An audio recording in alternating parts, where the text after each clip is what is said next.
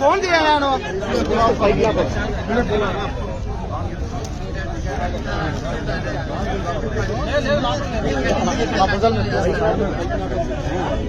ನಾನು ಫೋನ್ కొంచెం పక్క పెడు అన్న ఏమనుకోవద్దు ఫోన్ వస్తుంది చూసా నాకు డిస్ప్లేలో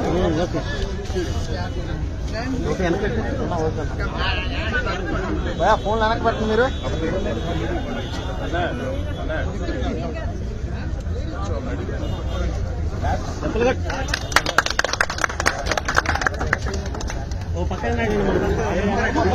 అందరికీ నమస్కారం అండి.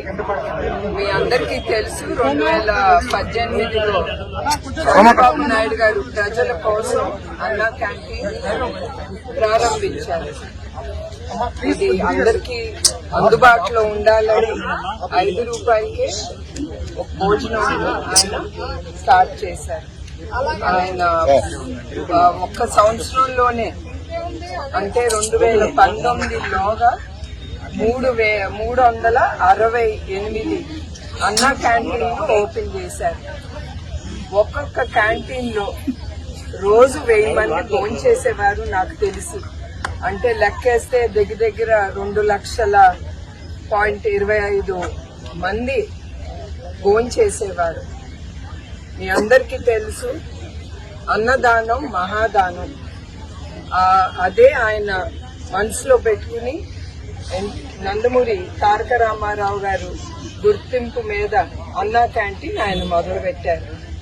అట్లాంటిది 2019లో వేరే ప్రభుత్వం ఇప్పుడుండే ప్రభుత్వం వచ్చి అన్ని వాళ్ళు కొల్లగొట్టారు అన్నా క్యాంటీన్లన్నీ.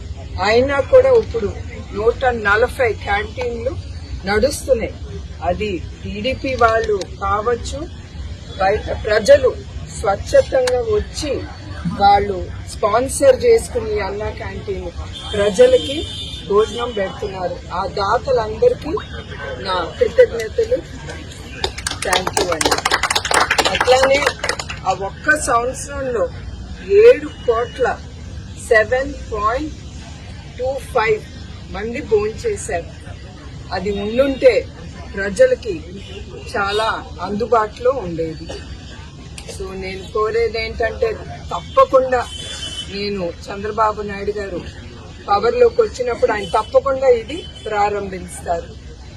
మంగళగిరిలో లోకేష్ గారు కానీ, కుప్పంలో చంద్రబాబు నాయుడు గారు కానీ మొదలు పెడితే అది కూడా ఆపారు. కానీ ఎవ్వరూ వెనక అడుగు వేయలేదు. వాళ్లే కాదు, తెలుగుదేశం కార్యకర్తలు కానీ, తెలుగుదేశం సింపథైజర్స్ కానీ ఎవరు వెనక అడుగు వేయలేదు. అందరూ ధైర్యం చేసి ఈ అన్నా క్యాంటీన్ ముందుకు తీసుకెళ్లారు. అది మా తెలుగుదేశం బిడ్డల్లో గొప్పతనం. అందరికీ మరొకసారి దాతలందరికీ నా నమస్కారాలు.